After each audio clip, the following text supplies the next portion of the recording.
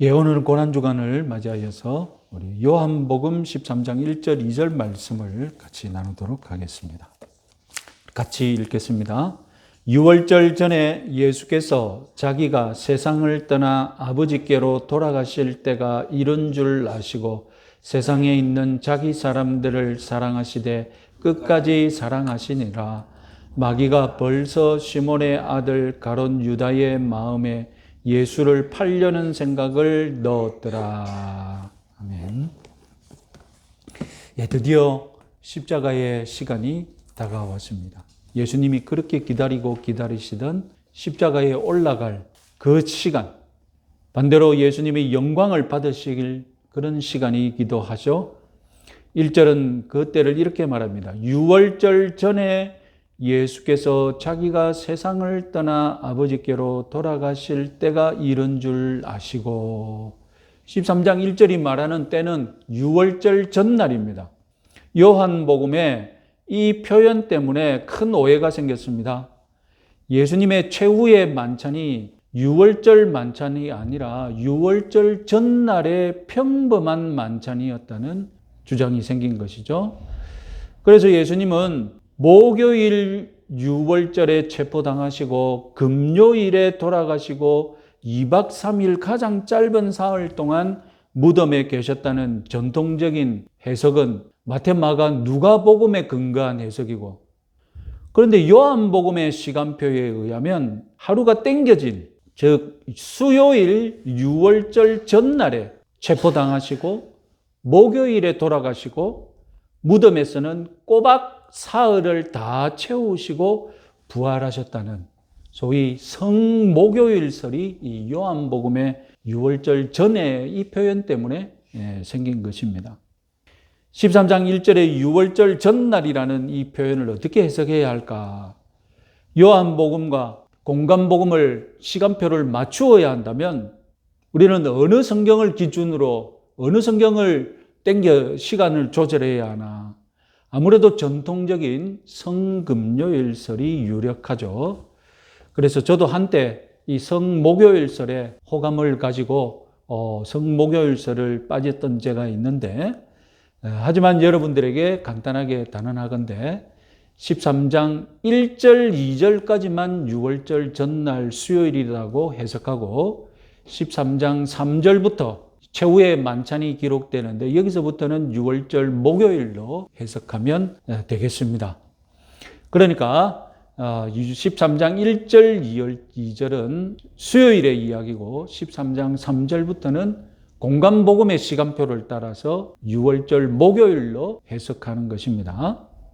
자, 요한복음 12장 고난주간 화요일까지를 요한복음의 일부 표적의 책이라고 부릅니다. 그래서 요한복음 12장까지는 7개의 예수님이 행하셨던 기적, 표적이 기록이 되어 있는데 이 표적들을 중심으로 예수님의 공생애를 기록했습니다. 그리고 12장 말미에서 요한복음의 1부를 마무리하고 2부를 준비하는 그런 변화의 흐름들을 제시합니다. 성경을 보시면 12장 24절부터 한 알의 밀 비유를 통해 예수님이 죄인들을 위해 죽을 것을 말씀하셨습니다. 그리고 12장 13절에서는 인자가 들려야 하리라, 이렇게 직접적으로 자기의 십자가를 말씀하셨습니다. 본격적으로 메시아로서 십자가의 죽음을 말씀하셨던 것입니다. 그리고 12장 36절에서 예수님은 군중들로부터 숨으셨습니다. 이제 예수님은 더 이상 대중들을 가르치지 않으십니다. 군중들을 가르치는 사역이 고난주간 화요일에 대단원의 막이 내려졌던 것입니다. 그래서 13장부터 요한복음은 2부가 시작됩니다. 예수님은 이제 대중들을 만나지 않으시고 제자들과만 함께 계셔서 2부로 넘어오면서 예수님은 군중들을 떠나서 이제 남은 시간을 온전히 제자들에게만 쏟아부으십니다. 복음서에 기록된 고난주간의 여정을 스케줄표로 만들어 보면 제가 몇 번 말씀드렸듯이 수요일은 공난의 수요일입니다. 그래서 예수님이 아무것도 행하는 일이 언행이 없는 침묵의 수요일이라고 부릅니다. 그래서 성목요일설에 의하면 예수님이 수요일에 최후의 만찬을 하시고 목요일에 돌아가셨다는 주장이 되는 것입니다. 그러나 우리는 성금요일설을 따르고 있습니다. 요한복음 13장 1절은 예수님이 제자들을 주목하시고 제자들과 함께 시간을 보내셨다고 밝힙니다. 제자들을 챙기고 계신 예수님의 마음이 13장 1절부터 확연하게 드러나고 있습니다. 예수님은 하나님 아버지께 돌아가는 때가 되자 이제 3년 동안 사랑을 쏟으신 제자들이 눈에 밟히겠죠. 그래서 1절 하반절에 세상에 있는 자기 사람들을 사랑하시되 끝까지 사랑하시니라. 이제 군중들을 떠나서 숨으신 예수님은 지금 자기 사람들, 제자들만 걱정하시는 것입니다. 이제 요한복음의 2부는 두 개의 단락으로 나눠져 있습니다. 먼저는 13장부터 17장까지입니다. 무려 5장에 걸쳐서 목요일 저녁에 예수님이 하실 일, 그리고 예수님이 하신 기도, 그리고 예수님이 하신 설교를 자세히 기록해 놓았습니다. 그런 다음 요한복음 18장부터는 이제 요한복음의 마지막 단락은 십자가의 시간, 그리고 부활의 시간. 요한복음이 공관복음과 비교할 때의 가장 큰 특징이 바로 13장부터 17장까지입니다. 즉 고난주간의 목요일에 있었던 예수님의 언행을 무려 5장에 걸쳐서 기록한 것입니다. 요한복음 13장부터 예수님은 마치 세상을 떠나는 아버지가 자녀들을 걱정하시면서 유언을 하는 것처럼 그렇게 행동을 하십니다. 실제로 14장부터 17장까지는 예수님의 유언과도 같은 마지막 설교, 고별 설교입니다. 제자들에게 마지막 당부의 말씀을 하셨던 것입니다. 그래서 요한복음 13장부터 17장까지는 13장 1절 하반절 말씀, 세상에 있는 자기 사람들을 사랑하시되 끝까지 사랑하시느니라, 이 말씀을 풀어서 설명한 것으로 볼 수 있습니다. 요한복음 13장부터 17장까지의 본문이야말로 오직 제자들만을 위해 하신 언행과 기도입니다. 그래서 오늘날 우리는 이 13장부터 17장까지의 말씀을 특별히 은혜의 지성소 같은 본문이다, 이렇게 부르기도 합니다. 자, 이제 요한복음 2부는 1부와 전혀 다른 주제를 말합니다. 그러니까 1부와 2부에서 많이 언급되는 단어도 달라집니다. 12장 1부에서는 생명이라는 단어가 무려 50번, 빛이라는 단어가 무려 32번이나 언급되었습니다. 반면에 12장까지 일부에서, 요한복음 12장까지 일부에서 뜻밖에도 사랑이라는 단어는 6번밖에 나오지 않습니다. 그런데 2부부터는 생명이라는 단어는 6번밖에 나오지 않습니다. 빛이라는 단어는 아예 한 번도 나오지 않습니다. 그러면 2부에서 제일 많이 나오는 단어는 뭐겠습니까? 사랑입니다. 무려 40번 이상 언급이 됩니다. 그러니까 여러분, 1부의 주제가 생명과 빛입니다. 왜냐하면 그 단어가 제일 많이 나오니까. 그런데 2부에서는 생명과 빛은 단어가 거의 안 나오고 이제 제일 많이 나오는 단어가 뭐라고요? 사랑이니까 사랑이 주제죠. 자, 1부는 생명과 빛, 2부는 사랑. 이것이 예수님의 생애, 예수님이 보여주신 은행과 잘 연결이 되어지면 재밌는 이야기가 됩니다. 1부에서 예수님의 사랑이 세상을 향했다면 2부에서는 예수님의 사랑이 자기 사람들, 그리고 자기 백성들에게, 제자들에게 지금 향하고 있는 것입니다. 우리는 하나님이 모든 사람을 공평하게 사랑하신다고 말하고 싶지만 엄밀하게 따지면 하나님은 모든 사람을 공평하게 사랑하시지 않습니다. 불신자들이 듣기에 불편하겠지만 어쩔 수 없습니다. 하나님은 특별히 선택한 백성들을 남다르게 더 사랑하십니다. 하나님께서 신자건 불신자건 공평하게 사랑하신다고 주장하는 것은 우리 신자들이 입은 하나님의 은혜와 사랑의 가치를 어쩌면 잘 모르고 하는 이야기입니다. 성경의 가르침대로 자기 백성을 향한 하나님의 사랑은 특별하고 구별된 사랑임을 명심하시기 바랍니다. 예수님이 저와 여러분들을 어떻게 사랑하십니까? 우리가 사랑스럽기 때문입니까? 타락한 우리는 하나님께서 사랑하실 만한 존재가 아니지 않습니까? 그렇다면 우리가 하나님을 먼저 사랑하였기 때문에 우리를 사랑하시는 것입니까? 이것도 아닙니다. 우리는 하나님을 사랑하지 않았습니다. 요한이 말했듯이 우리가 하나님을 사랑한 것이 아니라 오직 하나님이 우리를 사랑하여서 우리 죄를 위하여서 화목제로 그 아들을 보내신 것입니다. 그렇다면 하나님이 우리를 사랑하시면 그에 대한 보답으로 우리가 무엇인가 하나님께 선한 것을 드릴 것이 있기 때문에 하나님이 우리를 사랑하시는 것입니까? 그것도 아닙니다. 우리는 하나님이 만족하실 만한 사랑을 행할 능력이 없습니다. 더군다나 하나님은 우리의 보답을 필요하지 않는 분이십니다. 도대체 무엇 때문에 하나님이 우리를 이렇게까지 사랑하시는 것일까요? 굳이 정답을 찾자면 이유가 없는 사랑입니다. 조건이 없는 사랑입니다. 사랑해야 하기 때문에 사랑하시는 것뿐입니다. 하나님의 사랑에는 이유나 조건이 없습니다. 무조건적으로 저와 여러분들을 사랑하신 것입니다. 사랑하시되 끝까지 사랑하시니라. 여러분, 이 말씀에는 첫 번째 사랑하시되 이 문장에는 문법적으로 완료된 사랑을 뜻합니다. 그런데 재미있게도 두 번째 끝까지 사랑하시니라, 이것은 문법적으로 현재형입니다. 왜 한 번은 이미 사랑했다 이렇게 말씀하시고 그 다음번에는 지금도 사랑하고 있다 이렇게 표현하셨을까요? 분명히 첫 번째 완료형 사랑은 완성된 사랑을 의미합니다. 예수님의 사랑은 완벽합니다. 그런데 완료된 사랑이라고 하니까 과거형이거든요. 사랑했다.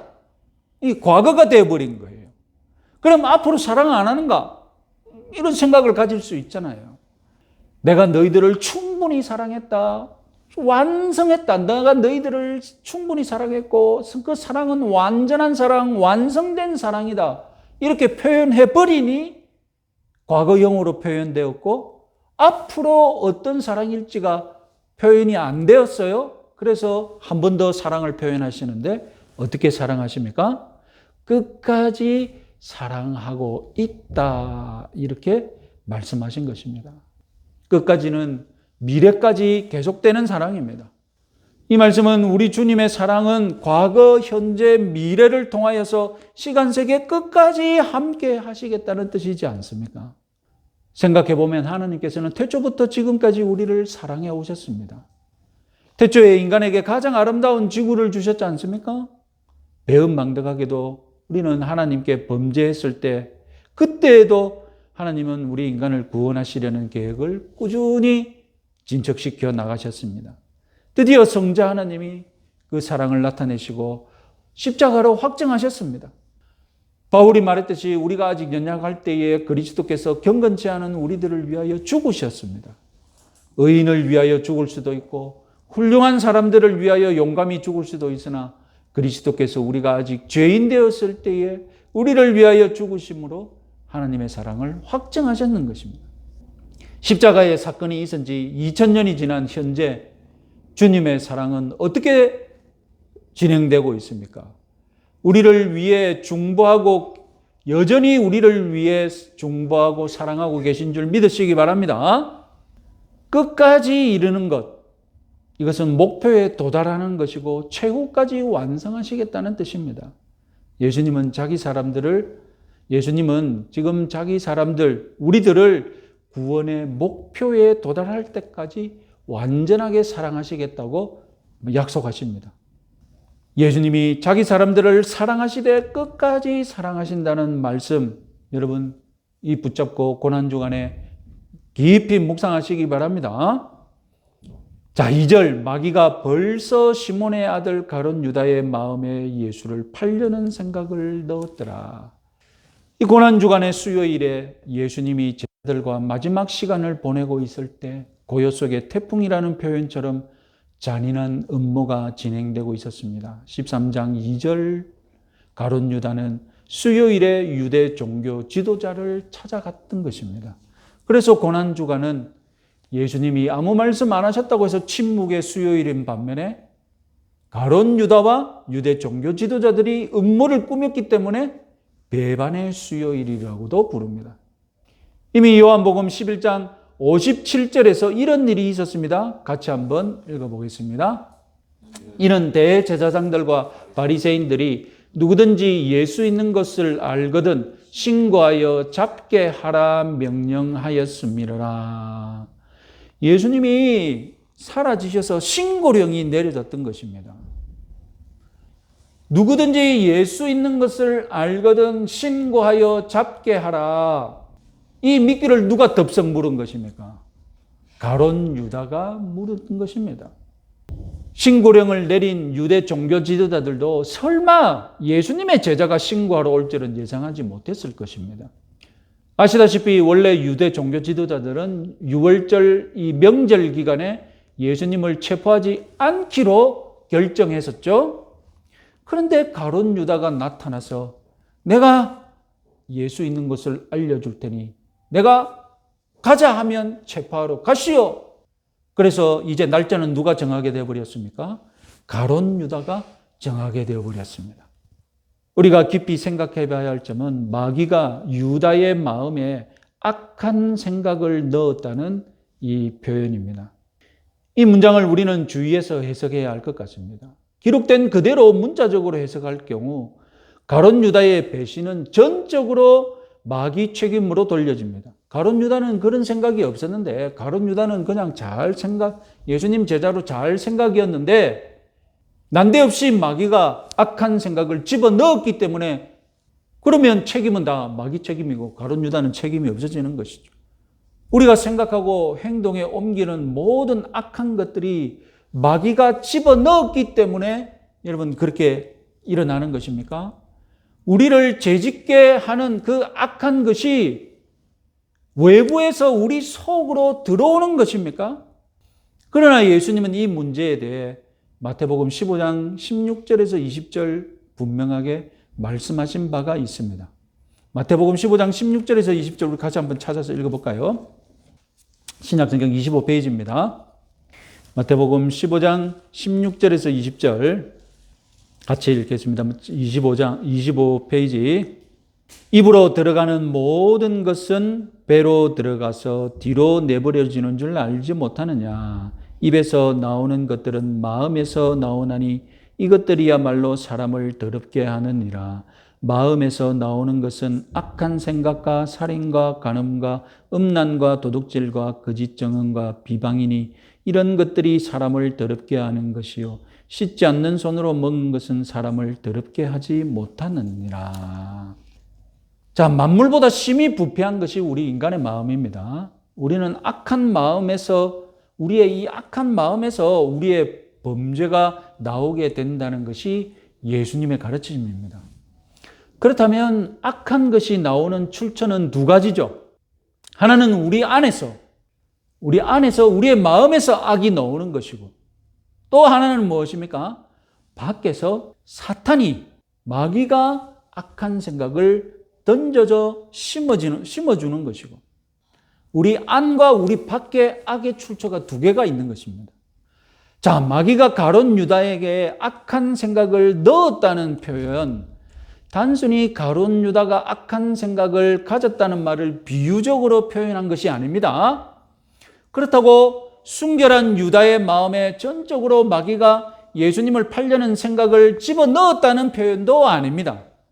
마귀는 유다의 부패한 마음에 이미 예수님에 대한 거부감이 있음을 알고 유다의 부패한 마음에 마귀의 악한 생각을 덧붙였던 것입니다. 유다가 예수님에 대해 거부감을 노골적으로 표현한 것이 바로 요한복음 12장입니다. 베다니의 마리아가 예수님께 향유를 부었을 때입니다.